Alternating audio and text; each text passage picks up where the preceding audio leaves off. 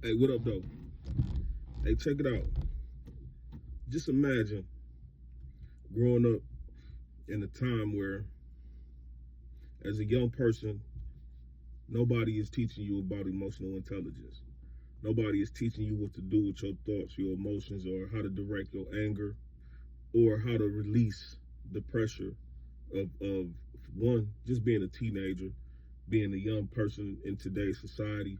Two, being able to deal with one of your friends or your siblings being shot, murdered, possibly sometimes right in front of your eyes. Nobody teaching you how to deal with that. Everybody supporting in your direct nucleus. Everybody support the crash out mentality. Nobody telling you that there's other ways that you can deal with that. Nobody telling you to, go get therapy. Um, it's okay to cry about it, to talk about it, to release them feelings.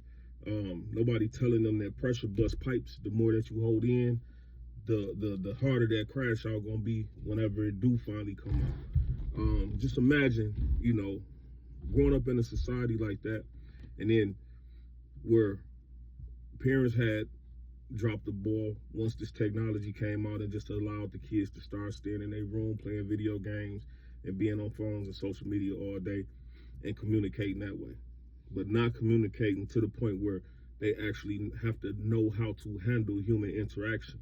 You know what I'm saying?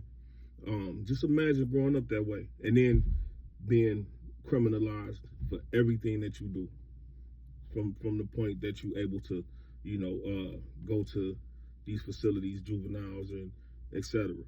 Now you're a criminal for not knowing how to handle your emotions or handle your feelings or not knowing what to do. You only doing what you think you should be doing because that's what the culture tell you to do.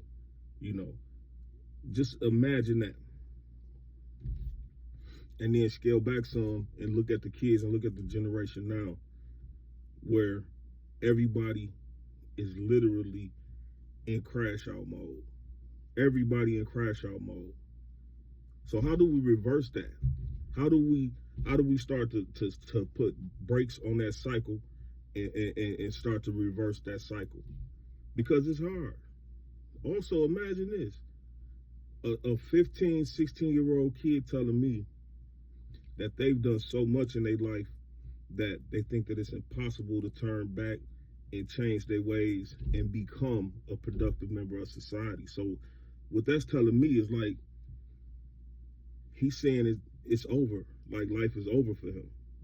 But we have to encourage a moving of environments, a changing of settings. You know what I'm saying? Changing of whatever friends or family or whatever that encourages that. We have to sever ties. We have to separate. We have to go other places and move around.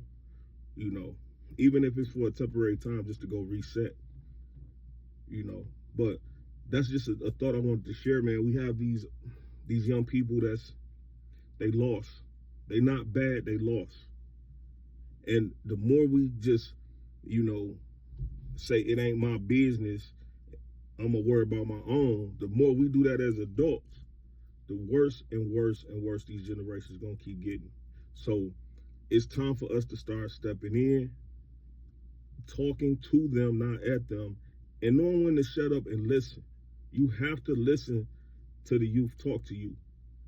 And they have to be able to trust you. They have to understand that you come from where they come from, so you're not judging them. But if you just sit there and all you want to do is this, you're not gonna get through to them.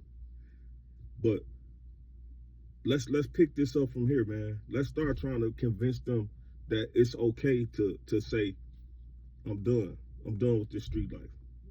But we got to show them other ways. You know what I'm saying? That's just want to grow on, man. I'm out.